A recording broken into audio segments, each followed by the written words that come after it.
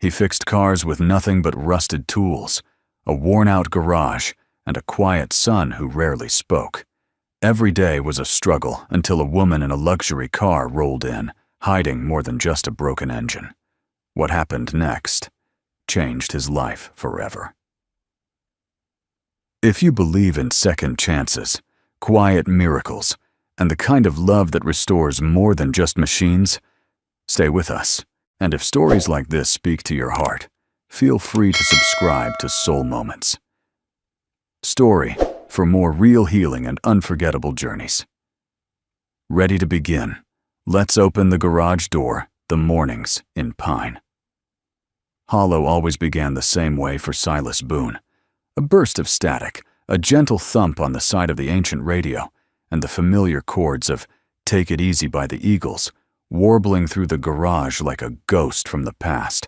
Sunlight streamed through the dusty pane above the workbench, slicing the space into warm gold and cool shadow. The garage Boone auto smelled like old oil sawdust, and Time Silas, a broad-shouldered man in his late 40s, with hands tough as leather and a voice weathered by years of wind and grief, was crouched beneath a 1974 Ford pickup. His knees creaked louder than the socket wrench in his grip. "Come on, baby," he muttered, giving the bolt a final twist. "One more time for your old man." He wasn't talking to the truck. Behind him, 11-year-old Finn Boone stood on a milk crate, carefully inspecting spark plugs lined like toy soldiers across the bench. He wore a flannel shirt, 2 sizes too big, sleeves rolled to the elbow, and a pencil tucked behind his ear. His dark blonde hair curled under the brim of his baseball cap, which bore the faded logo of Boone. Auto stitched there decades ago by Silas's late wife, Clara. "Dad," Finn said, quietly, pointing. "This one's got carbon buildup." Silas ducked out from beneath the truck, grinning despite the grease streak across his cheek. "That's my boy, Sharp Eyes." Finn beamed but didn't say another word. He rarely did. They worked in silence for a while. Comfortable. Steady, the kind of silence that has roots. It was broken only by the clink of metal on metal, the swish of rags over glass, and the murmurs of the radio shifting to peaceful, easy feeling. Silas glanced toward the corner of the garage, where an old wooden workbench stood like an altar. Above it hung a calendar from 1976, perpetually frozen on the month his father bought the Impala that changed their lives. Next to it, pinned in place by a rusty nail, was a faded towel embroidered with the word, Moms. He kept it there because Clara used it every morning when they worked side by side. She wasn't just his wife. She'd been the best mechanic he'd ever known. She could hear a misfire from 30 yards away and fix it with nothing but a wrench and a wild grin. Now it was just him and Finn, and the ghosts. The sound of metal hitting concrete snapped Silas out of his reverie. "Finn," he called. "I'm sorry." Finn cried, his eyes wide with alarm. At his feet lay a broken tool. Old Reliable, the bent-handled wrench Silas had inherited from his father, the one he swore still worked better than any modern junk. Silas strode over, picked it up gently. The shaft had split clean in two. "It slipped," Finn whispered. For a long moment, Silas didn't speak. He turned the wrench over in his hand like he was holding a memory. Then quietly, he knelt beside his son. "It's okay," he said. Finally, she had a good run. Finn looked unsure. Silas ruffled his hair. "Some things break, son. But that doesn't mean they didn't do their job well." Just then, the garage bell clanged, a hollow metal chime tied to the door handle with fishing line. A car had pulled in. Silas wiped his hands on Mom's towel and stepped outside. There, parked slightly off-kilter beneath the rusting Boone Auto sign, was a 1968 Shelby GT500 seafoam green paint, chipped in just the right places to say, "I've lived." Smoke curled from the hood like a sigh, and beside it stood a woman. She wore a canvas jacket, black jeans, boots dusted in road grit. A wide-brimmed hat shaded most of her face, but the sunlight caught the curve of her cheek and the shape of her lips pressed together in a frown of frustration. "Engine overheated?" Silas asked. She nodded. "And leaking oil?" "I think she's had enough of the desert." Silas walked around the car, eyes scanning. 68 Shelby GT 500. Not many left on the road. "You're driving a piece of history," I know she said. "That's why I brought her here." He raised an eyebrow. "You from around here?" "No," she replied. "But I was told. This is the place where people still fix things the right way." Silas almost laughed. "Is that so?" She held out her hand. "Name's Marin Claymore." He shook it and felt something curious. Her palm was calloused, like someone who worked with tools, not just spreadsheets. "Well, Marin Claymore," he said. "I'm Silas. This here's Boone Auto. We fix more than cars." Her eyes flicked up to the faded sign, then to the towel hanging on the wall. "I believe you," she said softly. That night after the Shelby was safely inside, and Finn had gone to bed, Silas sat alone on the bench, Old Reliable beside him, cracked clean through. He stared at the towel Clara had stitched, and the radio played one last song before falling to static. Let It Be. He didn't know why that song hit him different. Maybe it was the voice. Maybe it was the silence it left behind. Maybe it was the way Marin had looked at him, like she saw something beneath the rust. Silas Boone, a man who had long stopped believing in second chances, felt something stir inside him. And outside, under the orange glow of the porch light, the seafoam Shelby slept quietly waiting. Marin Claymore returned 2 days later, just as the morning sun settled like soft honey across the front steps of Boone Auto. The Shelby's engine purred low, like it had slept off its tantrum, but still held a grudge. Silas heard the familiar metal chime from inside the garage before he even saw her. He was beneath a '92 Bronco, coaxing a reluctant axle into submission, when her boots appeared next to the tire. They were cleaner now, but still carried the scuffs of someone who'd walked more than she talked. "Didn't expect you back so soon," he said. Voice muffled. "You said you'd take a look at the Shelby's radiator. Figured I'd let you." He slid out on the creeper, blinking up at her. In the full light of day, her features were clearer. Sharp cheekbones, softened by sun. Eyes the color of wet bark. She looked like someone who belonged in two worlds, but had never really claimed either. "Keys?" he asked, standing up and wiping his hands on a red shop rag that used to be a 4th of July bandana. She tossed them underhand. "Catch." Silas nodded toward the porch. "There's coffee in the old percolator, if you don't mind. Strong and slightly burnt." She smiled barely. "I've had worse." Inside the garage, Finn was sketching in the corner, a yellow pencil flying across a dog-eared sketch pad. He looked up briefly at the sound of Marin's voice, then returned to his work. Silas noticed that of all the people who'd come through, Boone, Otto Finn had never kept his eyes on anyone the way he did with her. Silas popped the Shelby's hood. The engine bay was a shrine to old-school American craftsmanship. He ran a hand gently along the metal, as if greeting an old friend. "Your dad take good care of her." Marin stood beside him, mug of burnt coffee in hand. He did, until his last day. Then she sat in the garage for 10 years. I think she got tired of waiting. There was something wistful in her tone, a tenderness wrapped in weariness. Silas nodded, inspecting the cracked radiator hose. "Needs a new hose and a flush, but the core's intact. I've seen worse. Can you fix it?" "Sure can. Might take a couple of days to get the right part." Most folks junk these classics. Not many asking for this kind of love anymore. She sipped the coffee. "I'm not most folks." He looked at her again. "I can see that." They worked in parallel that day, Silas fixing, Marin lingering. She didn't hover or talk too much. She wandered the garage, touching things lightly. An oil can, a photo nailed to the corkboard, the corner of Finn's latest drawing. At lunch, she offered sandwiches from a brown paper bag. "I didn't come empty-handed," she said. "Turkey or ham?" Silas raised a brow. "Ham, always." Finn looked up from his sketch pad. Maren handed him a sandwich wordlessly, then sat on the old bench just outside the garage door, where sunlight dripped across her boots and pooled like golden syrup on the cracked pavement. "Did you grow up around cars?" Silas asked, easing down beside her with a grunt. Maren took a moment. "No.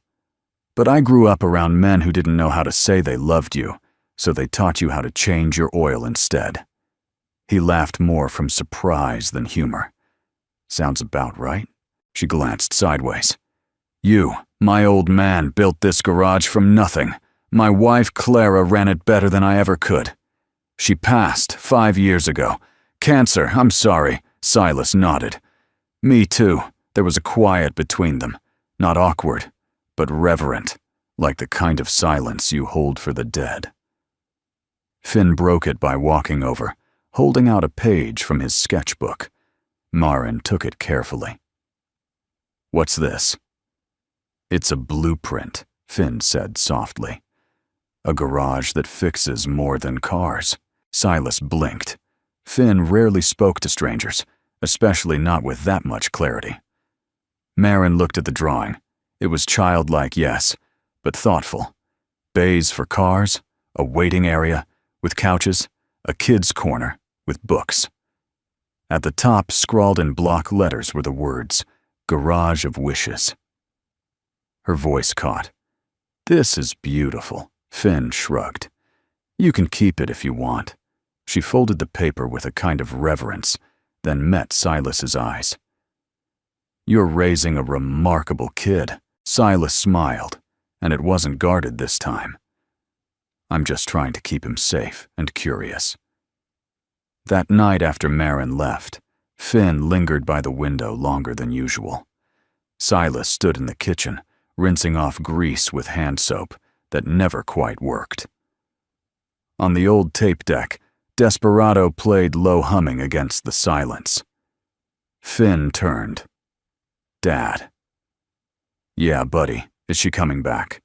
Silas dried his hands on the towel with Mom stitched at the hem, I think, so, "Good," Finn said.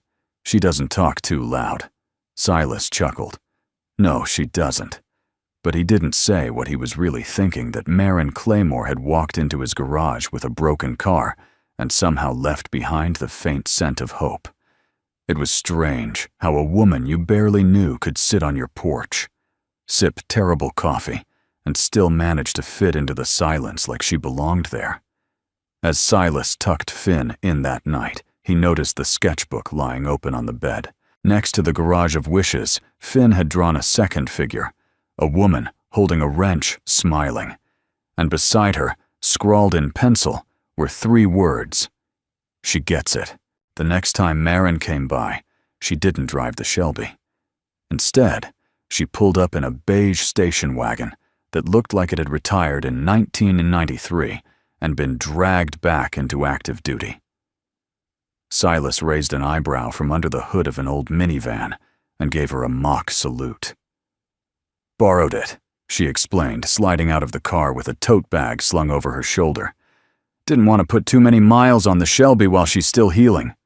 Silas chuckled. "This one's got charm." "Yeah, charm and the suspension of a drunken cow." Finn, seated cross-legged near the garage wall with his sketch pad, looked up and smiled, a rare thing outside his father's jokes.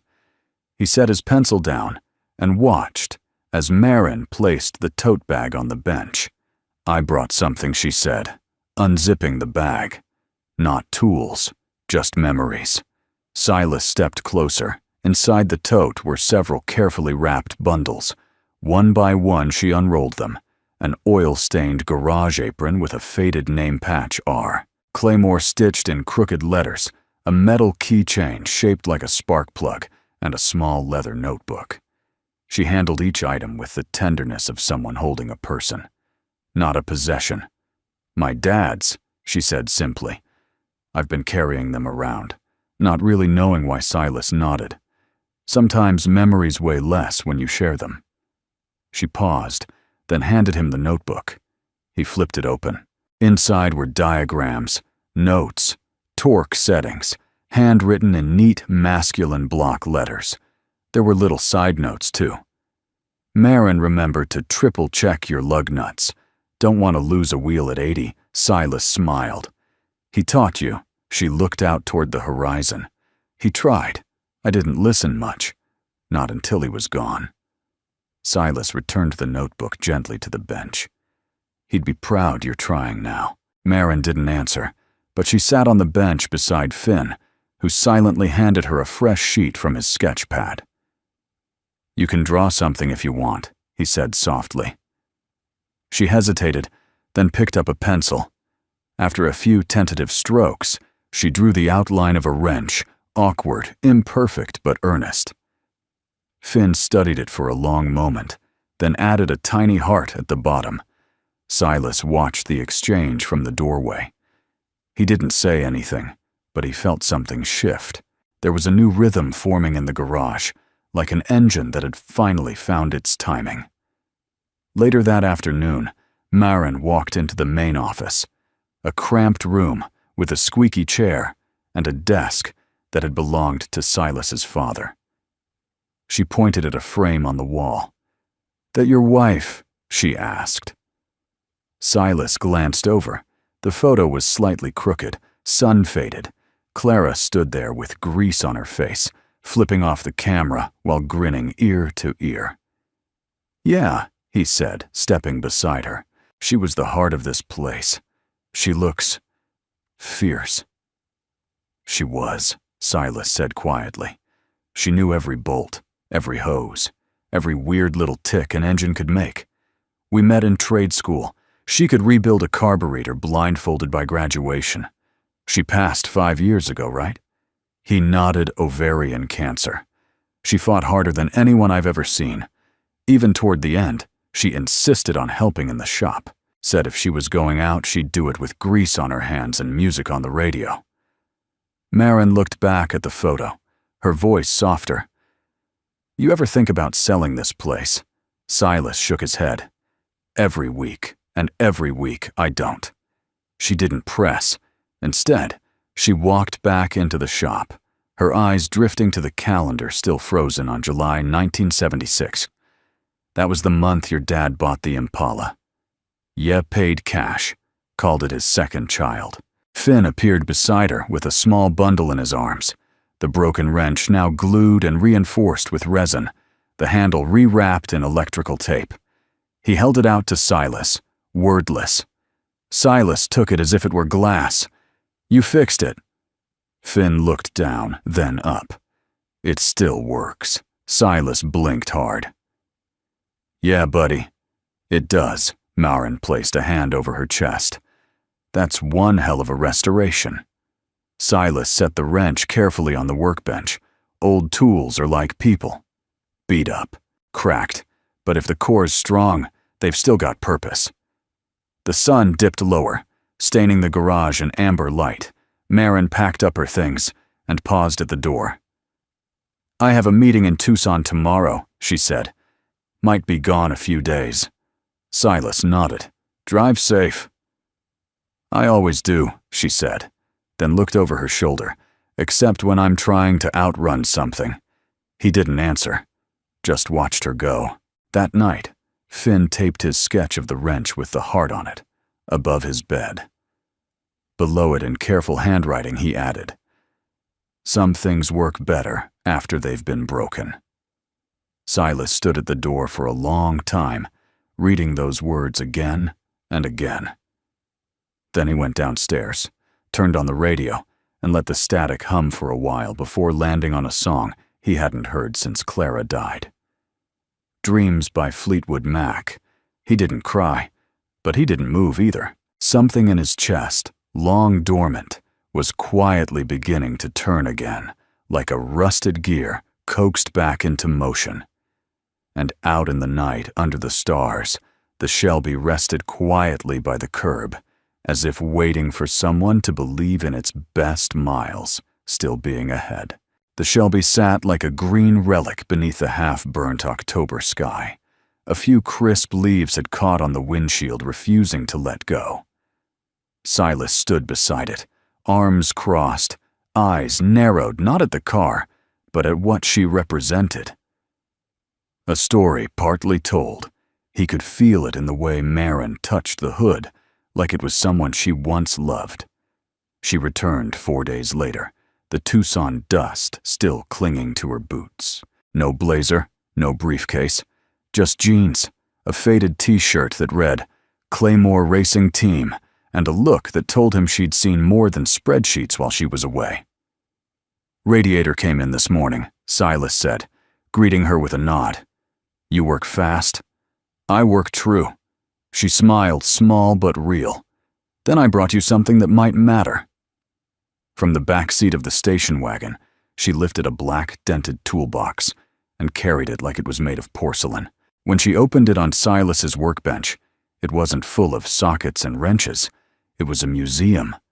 Old notes, racing tickets, a laminated pit pass from Daytona '83, a photo of a younger Maren in pigtails, sitting on the fender of the Shelby, with her father's arm looped protectively around her. Silas leaned in without touching anything.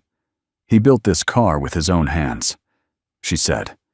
"Every weekend, every spare dime, I grew up inside this car. First ride, first fight, first heartbreak, all of it. And after he died, I couldn't bring myself to touch it. Until now." Silas was quiet for a long moment. Then he said, "Sometimes fixing a car means facing what broke you." She nodded. "That's why I came back." He gestured to the open bay. "Let's get her up." They worked side by side for the better part of the morning.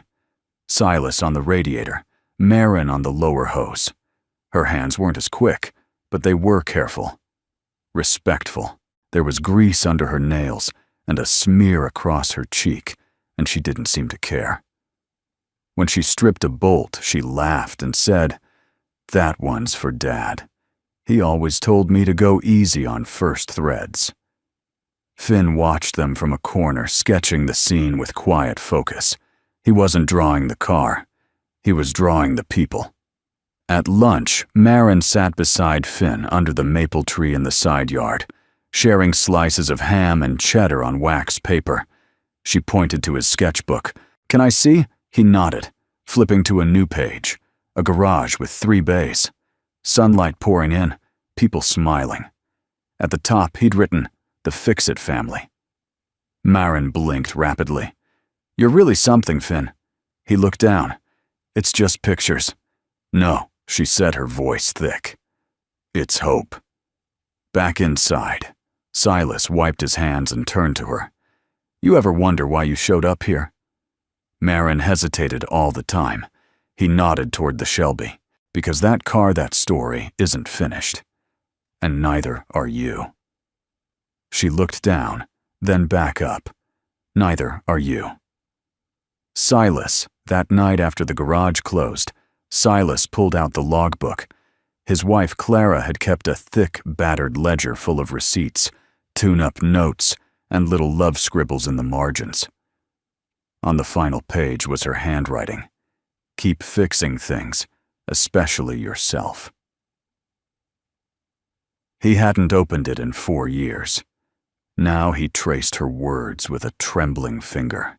The next day, Maren brought over a folder with typed pages.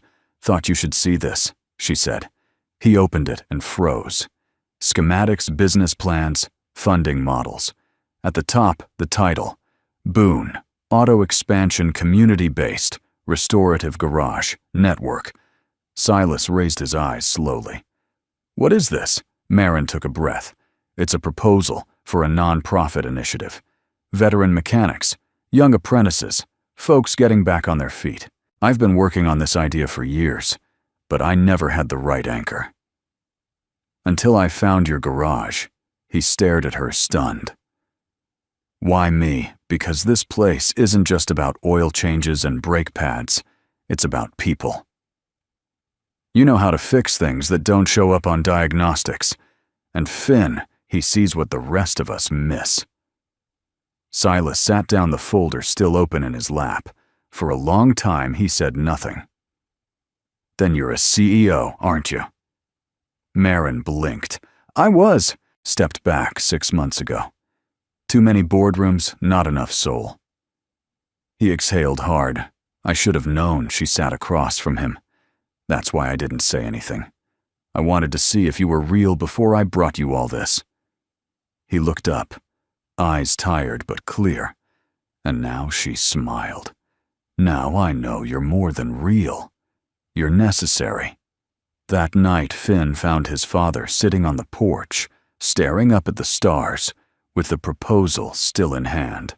The radio played softly from the window, something slow, melodic. Finn sat beside him. "You thinking?"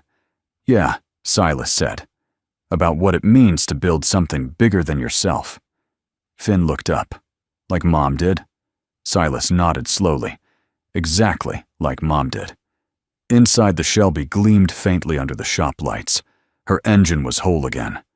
But more than that, something invisible had shifted between wrench and memory, grief and grace, and neither Silas nor Marin quite knew what to call it. But Finn, with his quiet wisdom, he added a new drawing to his wall that night, a heart inside, a gear with 2 names written beneath it in blocky, hopeful letters. Boone and Claymore. It started with a rattle. Not from the Shelby or any customer's car, but from the old transistor radio that had been a permanent fixture in the corner of Boone Auto since the Carter administration. The same one Clara used to turn on every morning while humming along to Patsy Cline or the Eagles.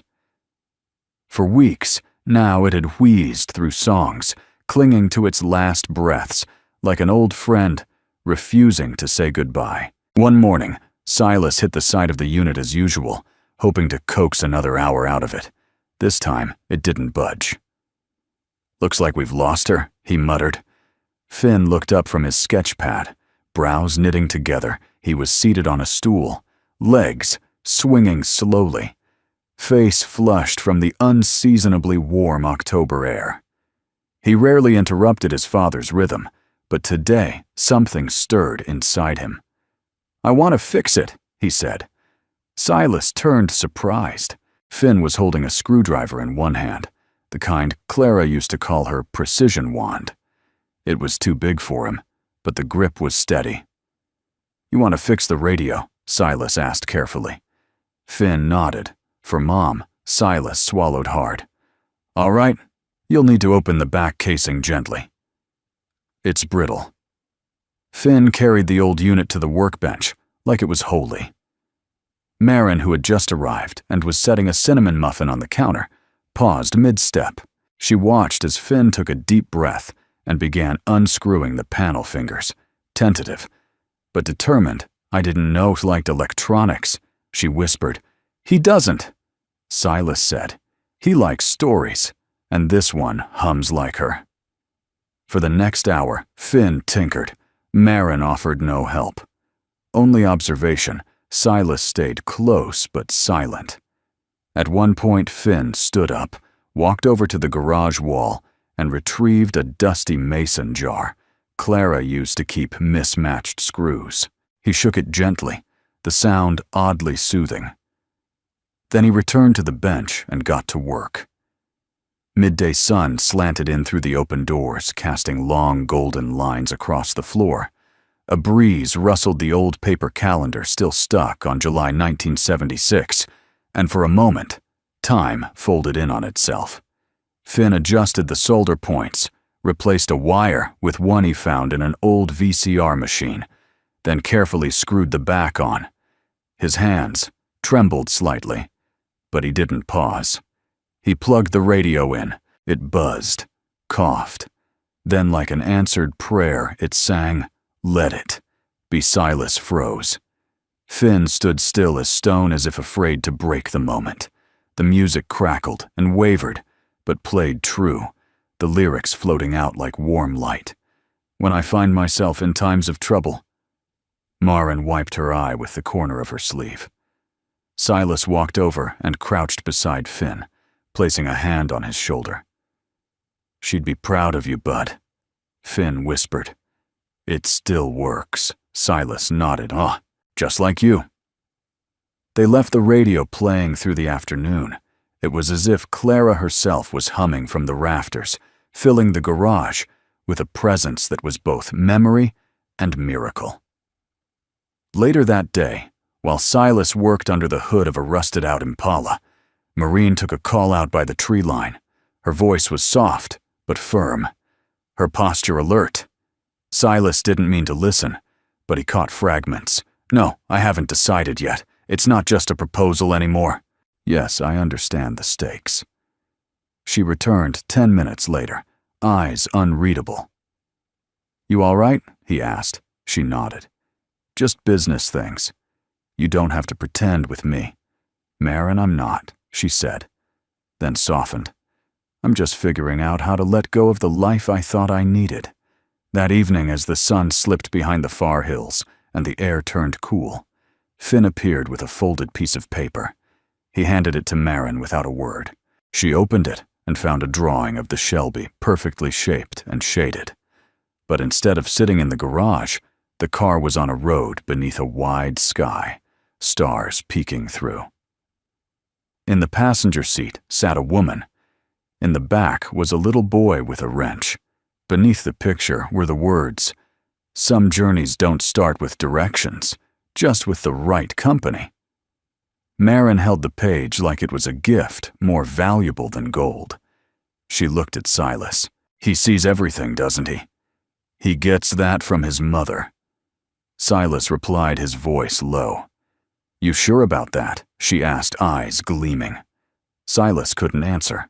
Not with words, but he felt something inside him, quiet, strong, click into place like a gear finally finding its groove. Before Maren left that night, she turned to Finn. "Can I keep this one?" Finn nodded. "It's for your toolbox." She smiled wide. "Then it's the most important thing in there." After she left, Silas lingered in the garage alone, radio still humming faintly in the background. He walked to the shelf, pulled down Clara's old ledger, and added a note beneath her last entry. "Fixing more than cars. One song at a time." Outside, the wind picked up, stirring the leaves into quiet motion. And somewhere inside the bones of Boone, Otto, a new beginning had already begun, humming its tune, soft, persistent, and beautifully out of the blue. The desert wind changed direction that morning. It brought with it a dryness that clung to everything. Skin, metal, and truth. Silas was replacing brake pads on a beat-up Chevy Malibu when a gleam of black paint caught his eye. A luxury SUV slowed outside the garage. Its windows were tinted, its tires spotless, the kind of car that looked allergic to gravel. Maren stepped out of the passenger seat, but she wasn't dressed in canvas or grease-stained denim this time. Today she wore a tailored navy pantsuit, heels that clicked against the asphalt, and a leather satchel clutched in one hand. Her hair was tied back, sleek and deliberate. She looked like someone who gave orders in glass towers, not someone who leaned over carburetors. She saw him watching and walked straight over Silas. He wiped his hand slowly. "New look, board meeting in Tucson," she said. Her voice clipped. Didn't have time to change. "You didn't drive yourself." "No," she said, glancing back at the SUV driver from the company. "He's harmless." Silas didn't answer right away. He looked past her toward the Shelby, which sat like a loyal dog in the corner of the garage. Then he looked back at her hands, still calloused, despite the polish. "I thought you said you stepped away from all that I did." "Mostly," he nodded. "Mostly." Finn appeared in the doorway behind him, still holding the breakfast bar he hadn't finished. He blinked at Maren, his eyes flicking from her shoes to her briefcase. Then he turned away without a word and went back inside. Maren sighed. "That's fair. You could have told me," Silas said quietly. "I know. But you didn't. She set the satchel down and leaned on the workbench, suddenly tired, because the moment I did, I wouldn't just be Marin anymore. I'd be Claymore. And that name has weight. Claymore, he repeated. As in Claymore Financial Group. She nodded. Third-generation chairman since 38, Forbes cover at 40, burned out by 41. Silas folded his arms. You came here to hide. I came here to breathe. The radio still miraculously functional after Finn's repair crackled softly with an old Fleetwood Mac tune. Silas stared at the dial like it might offer some guidance. You want to fix this place, he said. Fund it. Expand it. Make it something bigger. Why, because it already is something bigger, she said. You just don't see it. Maybe I like it small, he muttered. Marin didn't push. She simply looked around her gaze, lingering on the mason jars filled with screws, the calendar from 1976, and the hand-drawn sign Finn had taped to the back office door. Fix it, Family HQ. I'm not asking you to change the soul of it, she said. Just to believe that more people could use what you've built. He stayed quiet, the silence filling with tension and something else. Not resentment, not quite trust either. Something in between. Finally, he said, I need time. I'll wait. She picked up her satchel and turned to go. But then she stopped at the doorway and looked back. I'm not proud of everything my name has built, but I'm proud of who I am when I'm here. With you. And Finn, and then she was gone. The SUV disappeared down the long road, and the garage fell quiet again. That afternoon, Silas found Finn sitting in the back lot behind the shed, where Clara once stored spare tires and wildflowers in coffee cans. He sat beside his son, who didn't look up. You okay, buddy? Finn shrugged. She lied. Silas exhaled. She didn't lie. She just didn't tell us. Yet Finn kicked at a pebble. Do you still trust her? Silas looked up at the pale sky. I trust what I see when she's here. That means something. Finn was quiet for a long time. Then he pulled a folded paper from his back pocket and handed it to Silas. It was a drawing, this one more jagged than usual. The Shelby was in the background, but front and center stood Marin in her suit. Her eyes were sad. In one hand, she held a wrench. In the other, a name tag. Hello, I'm Silas, traced the outline gently. Sometimes, he said, people don't know which version of themselves to introduce first. Finn glanced sideways. I think she wants to be. Both, Silas, smiled. That's the hard part.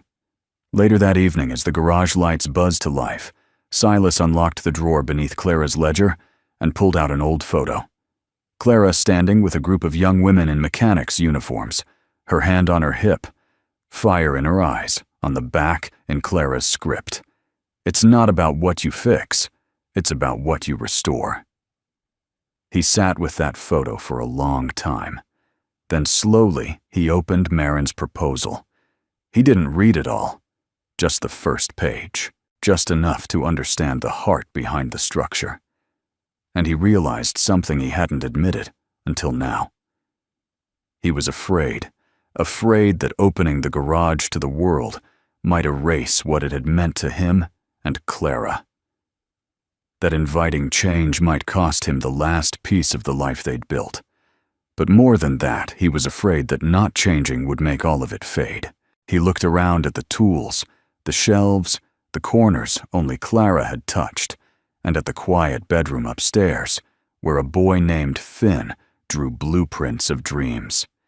And he knew this place couldn't just belong to the past. The future was knocking with heels and grease-stained fingers. And Silas Boone was almost ready to answer. The first frost arrived on a Wednesday. It crept along the edges of the garage windows, left icy lace on the hoods of half-repaired cars, and turned the air inside Boone.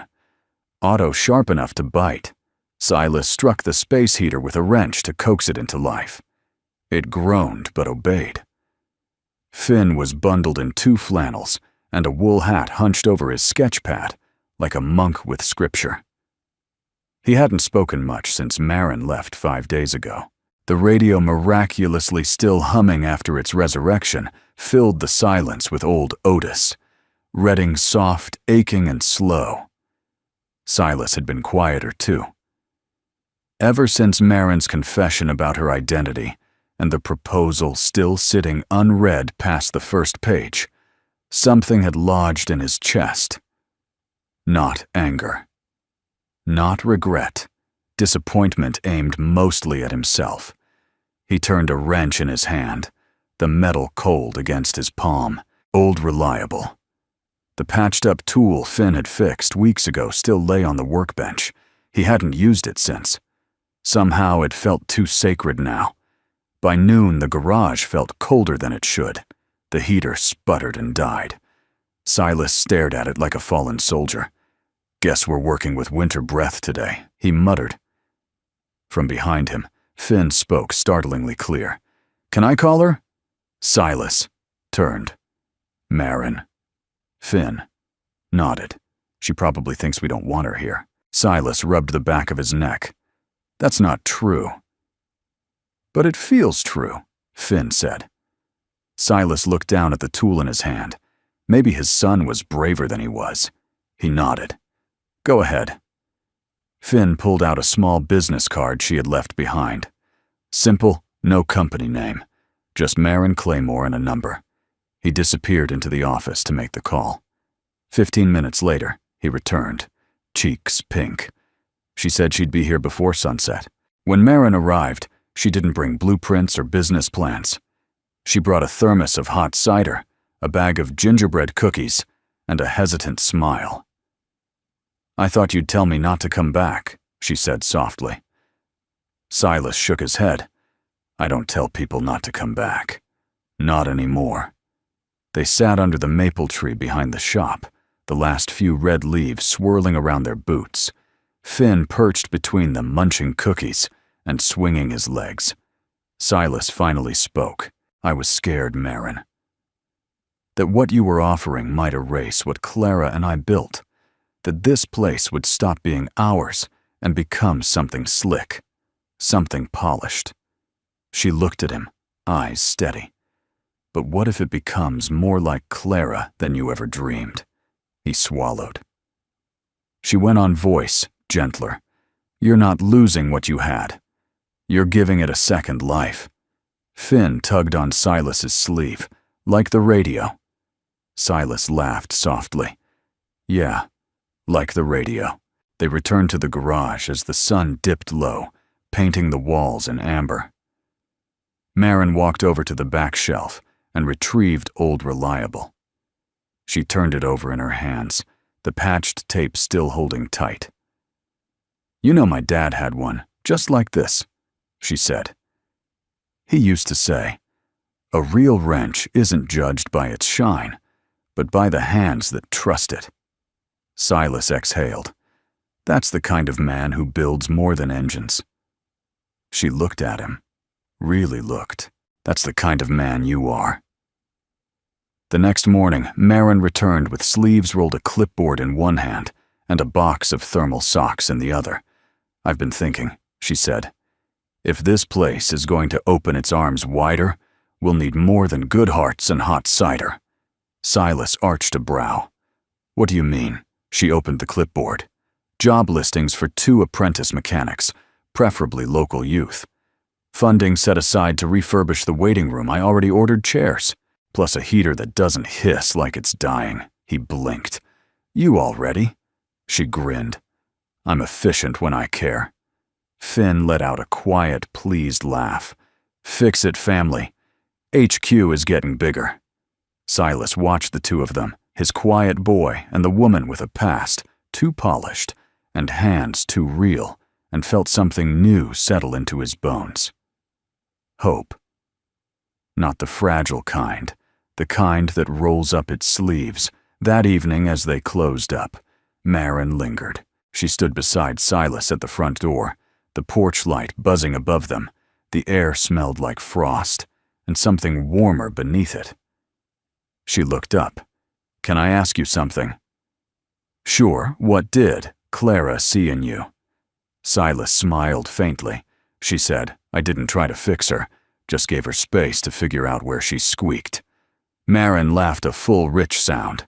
Then her voice softened. "And if someone else squeaks a little," he looked at her eyes full of years and miles, "I've still got tools." She stepped closer, her coat brushing his flannel sleeve. "Then maybe I'll let you find where I rattle." They didn't kiss, not yet, but they didn't need to, because sometimes the smallest repairs are the ones that last longest. And in that little garage on the edge of nowhere, the sound of something broken becoming whole again was the only music they needed. The snow came earlier than anyone expected. It wasn't the soft storybook kind that dusted rooftops and made kids race for sleds. This was the kind that bit into bones and quieted everything. Even Boone Auto seemed to fall silent beneath the weight of it, its tin roof sagging slightly, the cold seeping into cracks that had long been ignored. Silas stood by the shop door, cradling a mug of burnt coffee, watching the world turn white. The Mustang sat under a tarp, its wheels cushioned by snow, like it had always belonged to this season.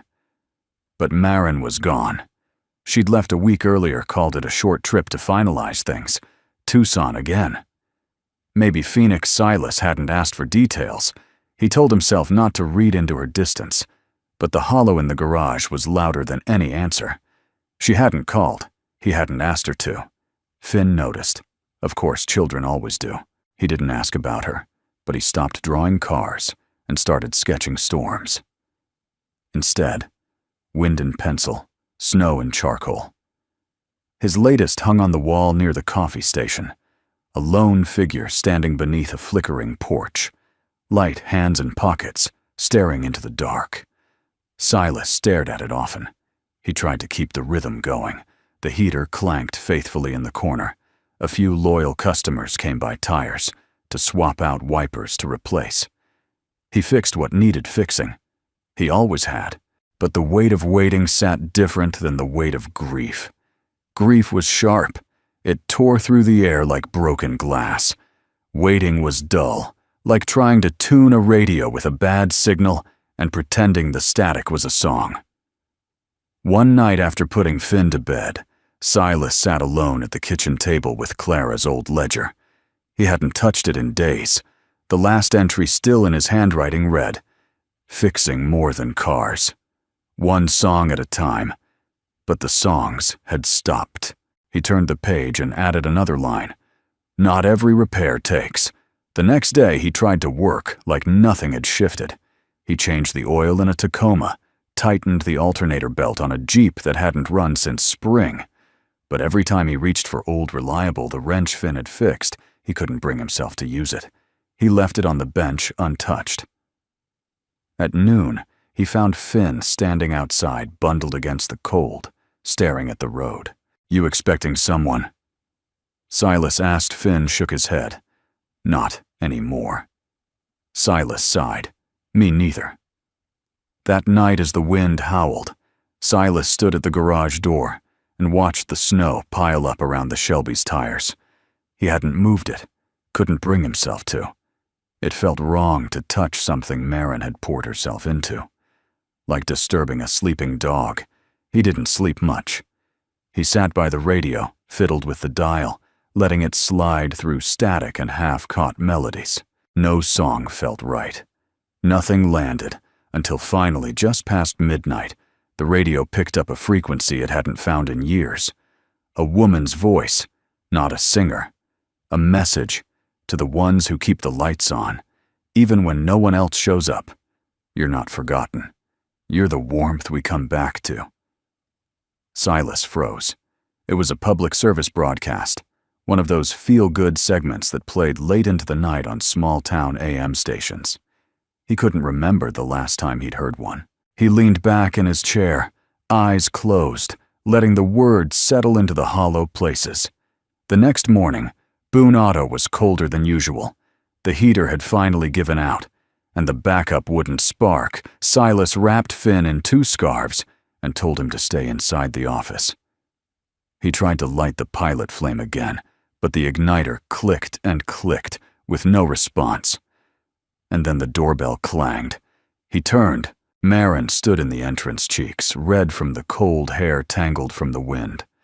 She wore no makeup, no armor, just a thick coat and a look that said she'd run more than driven.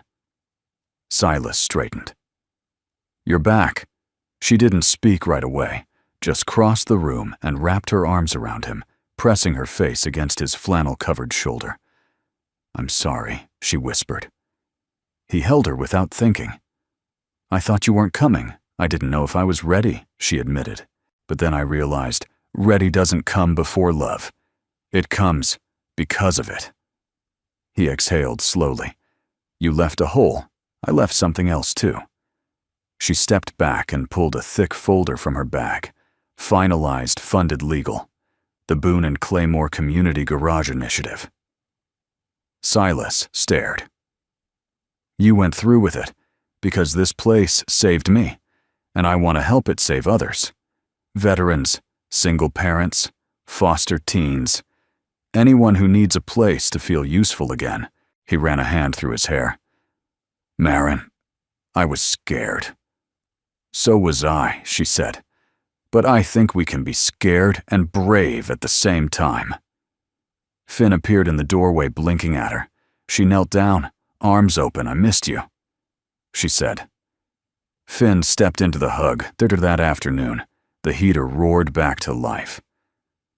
Maren had quietly paid for a new one, industrial grade. She didn't mention it. Neither did Silas. Some things don't need naming. He picked up Old Reliable from the bench, tested its weight, handed it to Maren. "Still works," he said. She smiled, eyes glinting. "So do we." And in that moment, with the snow still falling outside and the radio quietly playing a tune no one could name, Silas Boone realized the winter hadn't taken anything from him. It had simply waited long enough for her to come home. The first day of the new year dawned not with fireworks, but with frost. It glazed every surface of Pine Hollow in quiet celebration. The mailbox, the gas pump, the crooked Boone Auto sign still held up by hope and rust. But something inside the garage was beginning to thaw. Maren stood in the middle of bay, two sleeves rolled elbow-deep in a 2001 Suburban that had lost its will to idle. Silas watched her from the office window, coffee steaming between his palms. She worked slower than Clara ever had, but no less intentionally. Every movement seemed to carry purpose, like she wasn't just repairing the car but showing it respect. Finn sat at a small folding table nearby, scribbling on fresh sketchpad pages. His latest a blueprint of the new waiting area. Sofas, not chairs. A coffee station. Books for kids. On one wall, he'd drawn a sign in crayon, "The garage that believed in you." Silas swallowed hard. Later that morning, the first of the new apprentices arrived. Luis was 21, just out of a community re-entry program. Nervous hands, eyes that darted like he'd forgotten how to trust quiet rooms. He wore a hoodie 2 sizes too big and a backpack that rattled when he walked. Maren greeted him first. Firm handshake, no clipboard, no judgment. "We're not here to change who you are," she said. "Just to remind you what you can do." Silas nodded. "Can you turn a wrench?" Luis shrugged. "Only if I don't break it." "That's a better start than most," Silas replied. They started him on oil changes, simple, forgiving. Silas stayed nearby, but he let Luis lead. After the first car, the kid's hands steadied. By the second, he was humming along with the radio. By lunch, Finn had drawn a portrait of him. Luis stared at it, stunned. "No one's ever drawn me before," Finn said. "That's not true. I just got here first." The second apprentice came 3 days later, Maddie, 19, soft-spoken former foster youth with sharp eyes and a chip on her shoulder as wide as a tailgate. She didn't say much her first day, but she lingered near Maren every chance she got. By the second week, she was asking questions. Smart ones. Why this hose and not that one? Why a flathead instead of a Phillips? Why does this place smell like sawdust and cinnamon? Maren grinned, because Clara liked baking and Silas liked building, and neither of them knew how to compromise. Maddie cracked her first smile, then not wide, but true. The garage began to change, not in shape, but in soul. The new heater worked. The coffee no longer tasted like burnt wood. A second-hand bookshelf arrived filled with dog-eared paperbacks and coloring books. Customers lingered longer. Strangers peeked in. And through it all, Silas moved like a man rediscovering muscle memory. One evening after closing, Maren stood in the center of the garage, looking around like it was the first time I used to think legacy was something you left behind. She said, "Now I think it's something you live inside." Silas set down his wrench. "Clara would have liked you. I wish I could have met her. She would have handed you a torque wrench and said, 'Let's see what you've got.'" Maren smiled. "Then I would have liked her too." She stepped closer, brushing a bit of grease from his cheek. "I'm proud of you." "You know," she said. "I'm just trying not to mess it up." "You're not," she whispered. "You're holding it together." "All of it." Silas hesitated, then reached for her hand. It was cold from metal, but steady. "You ever think about staying?" he asked. Maren looked up, surprised. "I thought I already was," he chuckled. "I mean really staying. Roots, not just resting between flights." She didn't answer right away. "Then I bought a house 2 blocks over." He blinked. "You would I close next week?" Silas stared. "You didn't tell me. I wasn't sure how to." It felt big. "It is big." "Is that okay?" she asked quietly. Silas pulled her gently into his arms. "It's more than okay." Finn watched them from the doorway, a new drawing pressed to his chest. This one was simple. 3 figures in front of the garage. A man, a woman, and a boy. Above them, written in careful cursive, "Some repairs are forever." That night, as the lights dimmed and the cold crept back across the windows, Silas sat in the office, flipping through Clara's old ledger. At the very back, he found a note he didn't remember seeing. It was scribbled in the corner, almost like an afterthought. "If you ever find someone who loves this place like I do, don't let her go." He stared at it for a long time. Then he stood, walked to the workbench, and picked up Old Reliable. This time he used it. The first Saturday of March came with sunlight so warm and wide, it felt like an apology for the winter. Snow still clung stubbornly to the corners of roofs and the north sides of tree trunks, but the sidewalks ran clear and dry. For the first time in months, Pine Hollow looked like a place where good things could happen without warning. Boone Auto was alive. Luis was restocking oil filters in the back. Maddie was elbow deep in a Dodge Caravan's brake assembly, muttering to herself with focus and fire. Maren stood near the register, sleeves rolled, jotting down parts, orders, with ink on her forearm like it was second nature. And Silas was trying not to stare at the line forming outside his garage. It had started small, a couple of curious neighbors, then some regulars, Ms. Porter with her rusted Prius, Mr. Winslow with his clanking Ford, but now there were cars lined down the block, not for repairs, but for the grand reopening of Boone and Claymore Community Garage. "Did you advertise?" Silas asked Maren quietly. She smirked. "I might have mentioned it in a local interview, and on the radio, and in a newsletter or 2. He blinked. "You sent newsletters? You think I wouldn't?" He shook his head. "You are terrifying efficient," she corrected, bumping her shoulder into his. The garage had been scrubbed clean for the occasion. The new chairs in the waiting room gleamed beneath sunlight filtering through the window. Clara, once hand-stenciled with the word, "Welcome Finn," had taped up drawings on every wall. Cars, people, hearts, homes. One near the door read, "Not just a garage." A beginning. By 10 a.m., the coffee station was emptying faster than they could refill it. Locals walked through the bays marveling at how the place had changed, and yet felt the same. "I used to bring my Buick here when your dad ran the place," one man said, shaking Silas's hand. "You've done right by him," Silas nodded, throat tight. "Thank you, sir." Finn walked Marin around with pride, introducing her like she was royalty. "This is Marin," he told a retired teacher. "She fixed the radio." "Well," Marin said, grinning. "I had a little help outside." A small platform had been set up with a microphone borrowed from the town rec center. Marin stepped up to speak as the morning crowd settled.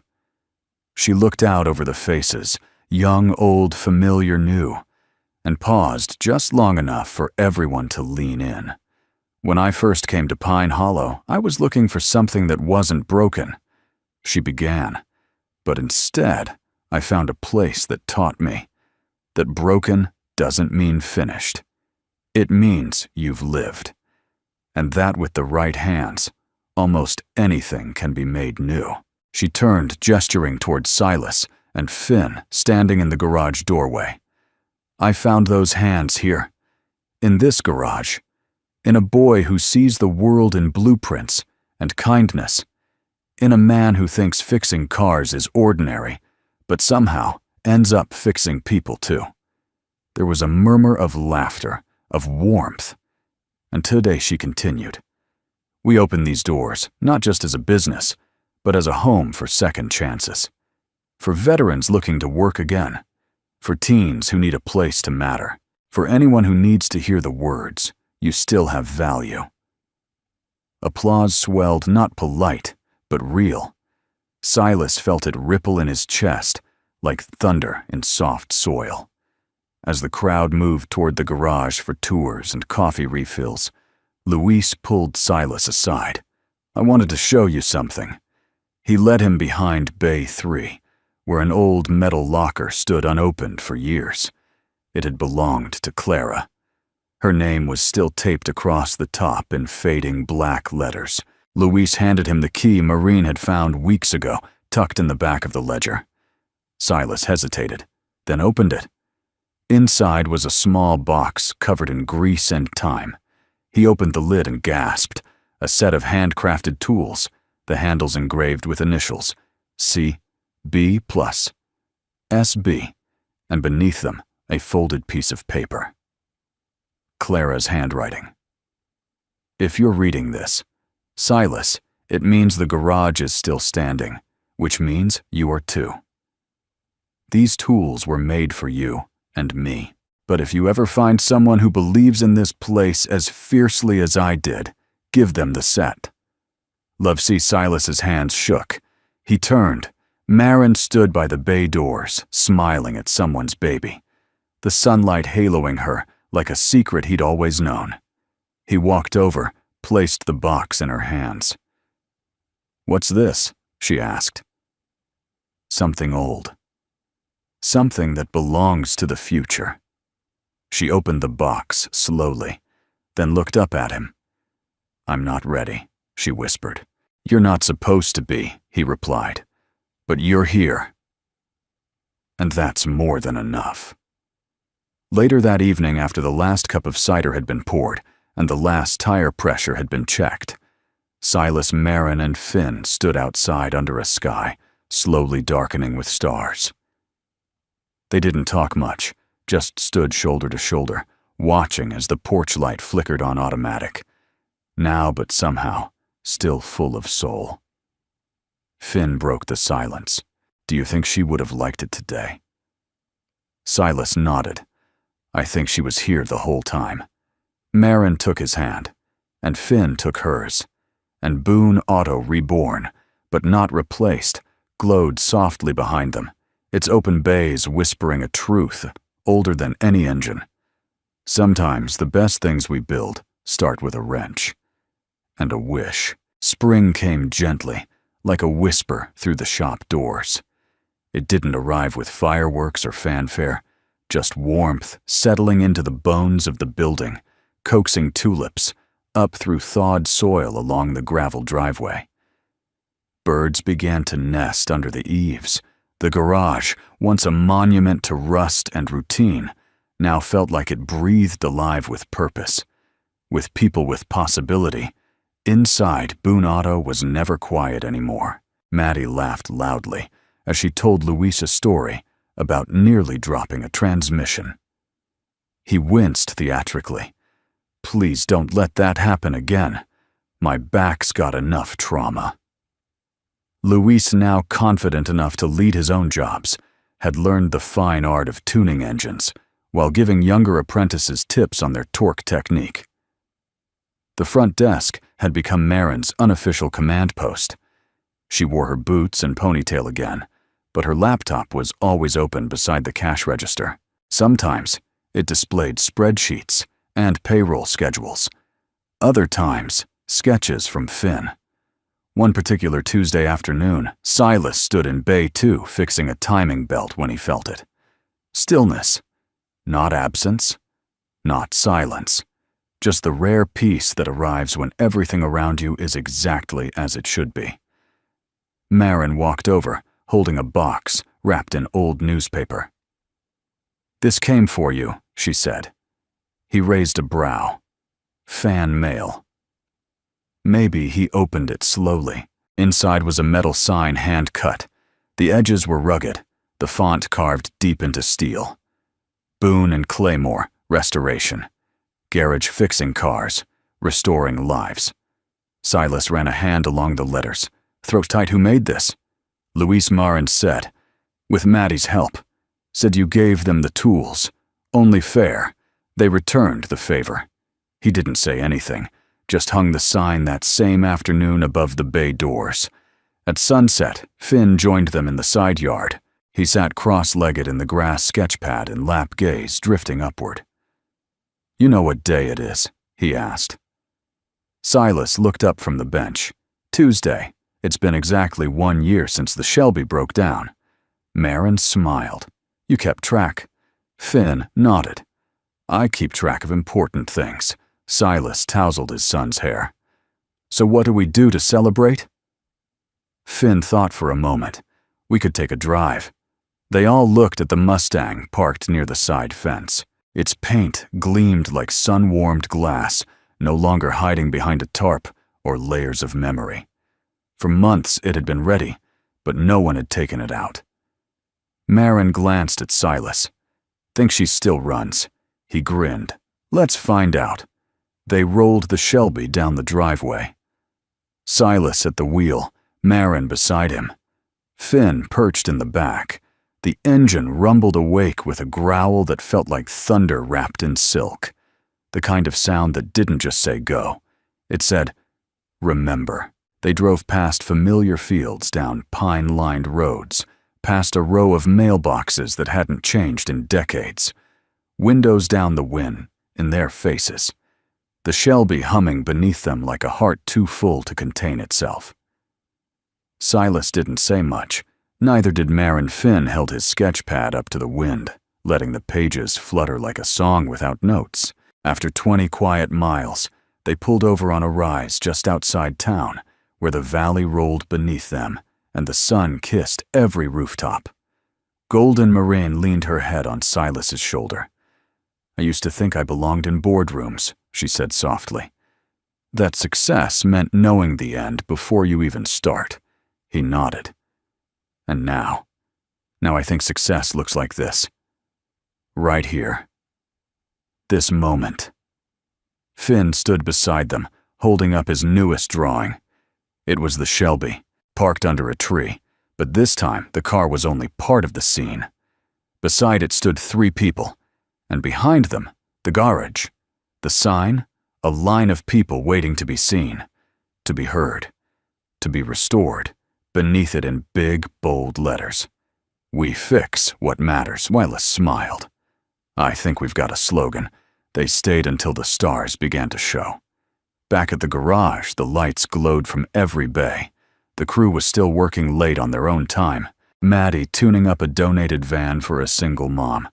Luis, teaching a 17-year-old how to change a flat. A woman from across town dropping off her brother's old pickup with the words, "I heard this place does more than fix engines." It did. It always would. That night, as Silas closed up shop, he paused at Clara's ledger. He hadn't written in it since winter. Now he took his pen and added the final line. Some legacies are written in grease, others in grace. Ours is both. Then he left the office light on just like Clara used to. Because sometimes, when the world feels dark, it's not the sound of tools that reminds you where you are. It's the hum of a place still working, still waiting, still open for what's broken, for what's lost, and always for what can still be made whole. We'd love to know, where are you watching from? It's always heartwarming to see how far these stories travel and how many kind souls they reach. If this story touched your heart, don't forget to subscribe to Soul Moments Story so you won't miss the next chapter in our journey of love, kindness, and second chances. Thank you for spending your time with us. From our little corner of the world to yours. Take care, stay kind, and we'll see you in the next story.